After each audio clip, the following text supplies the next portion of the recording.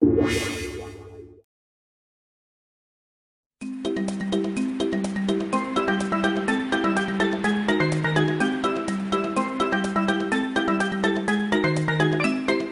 what is up guys, and welcome to the Video Game Collectible Show, that show that introduces you to the world of video game merchandise.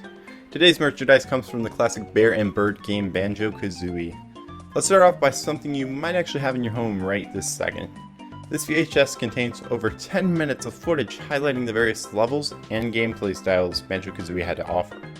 Voice by actor John Lovitz has made a lot of people psyched for the game, myself included. This was put out as a promotion between Nintendo Power and Toys R Us, and it clearly helped for a major payoff.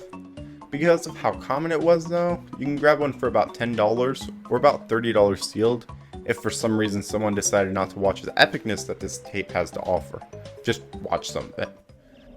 First, there was Donkey and Diddy Kong, then Diddy and Dixie, Dixie and Kitty, Mario and Yoshi. Okay, you get the point. So what's the big deal?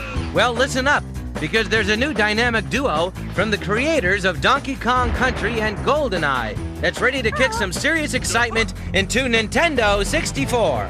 It's Banjo Kazooie! Speaking of promotions, you know when you go to the store to play a game demo?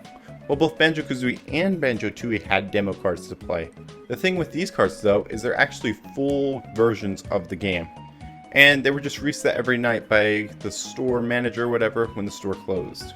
There's no demo select screen or anything, just a variant sticker on the cartridge that says not for resale, and a store sticker on the back that says not for resale as well. Normally these cards would have been destroyed, thrown back, or shipped back to Nintendo, but for some reason that usually didn't happen.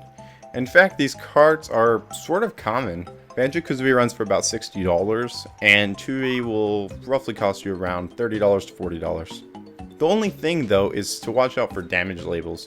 It is really hard to find one that isn't half torn off or really dirty. Next is a pair of plushies that is pretty uncommon and costs quite a bit. Sold in Nintendo Power's catalog back in 2008, these two are now worth roughly $50 to $100 each, when originally they only cost $8. Many suffer from being used as toys or have the tags missing, so that is what makes them go for such an extreme price range. Regardless, they are pretty cool and definitely worth grabbing and adding to your collection, especially since there sadly isn't much Banjo merchandise out there. Speaking of Banjo, he was also in a game called Diddy Kong Racing, without Kazooie though.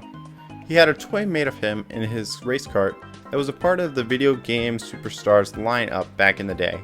What makes this action figure really cool is it also includes a missile that can be attached to the front of the car and shot out just like in the game. He is pretty cheap to open, but sealed is a completely different story. Finding one brand new will set you back around $65. There's also international versions of this, where the only difference is the box typeface being in their respective languages. And may be more rare and may cost more money, but I couldn't find enough evidence to support this notion. That is it for this episode of VGC. Don't forget to hit that like button, maybe even subscribe if you haven't already. And leave me a comment down below telling me what franchise you would like to see next, or even post your own collectibles below. Thank you very much, and I'm Tristan from Techno and Gaming. That is my channel where I do gaming and technology content. So thank you very much for Monitor letting me do this on his channel. Really appreciate it. And thank you very much. If you want to check out my channel, the link will be in the info section, and I'll see you guys later.